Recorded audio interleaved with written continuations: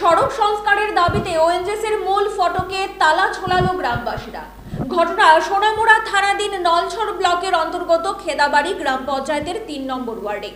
গ্রামবাসীদের অভিযোগ, ওএনজিসির কোনো এক ডেভেলপমেন্ট প্রজেক্ট নিয়ে কাজ করার সময় খেদাবাড়ি গ্রাম পঞ্চায়েতের ৩ নম্বর ওয়ার্ডের রাস্তাটি খারাপ হয়ে যায়।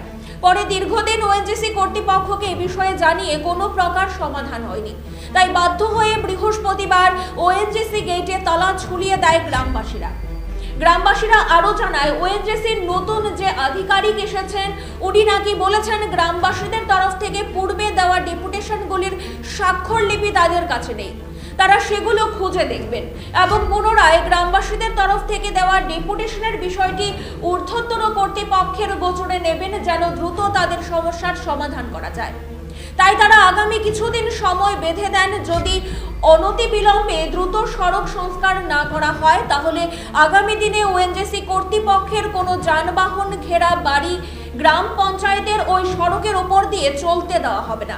প্রয়োজনে গ্রামবাসীর বিরুদ্ধে আইনানুগ ব্যবস্থা গ্রহণ করা হলেও তাতে তাদের কিছু যায় আসে না। তারা তাদের দাবিতে অনড় থাকবে।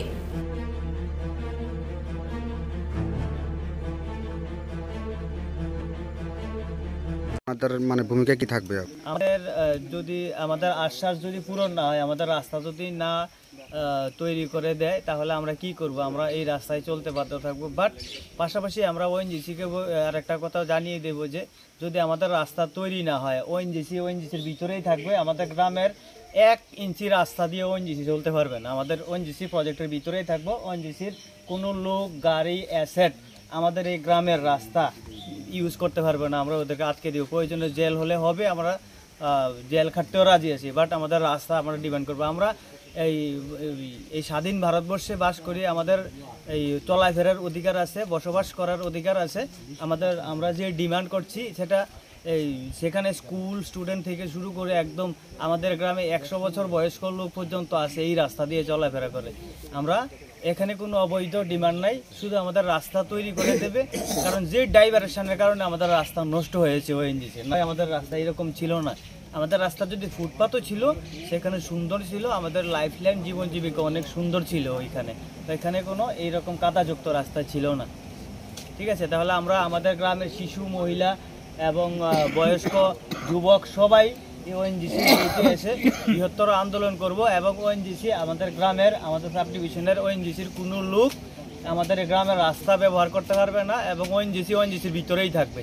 ওএনজিসির বাইরে আর আসতে পারবে না যদি আমাদের রাস্তা না তৈরি করে দেয়। আর যদি রাস্তা তৈরি করে দেয়, আমাদের ওএনজিসির সাথে কোনো ধরনের টাসেল নাই, কোনো ধরনের সংঘাত নাই, বাদ বিবাদ নাই। আমরা 2011 থেকে আজ পর্যন্ত ওএনজিসিকে সহযোগিতা করে এসেছি, সামনেও সহযোগিতা করব। ওএনজিসির যত স্টাফ আছে সবাই প্রত্যেকেই আমাদের গ্রামের অতিথি। আমরা তাদের সঙ্গে সেই রকম আচরণে করে এসেছি, এখনও করি, আগামীতেও করব। আমরা শুধু আমাদের ডিমান্ড হচ্ছে রাস্তা তৈরি করে দেওয়া, বাস।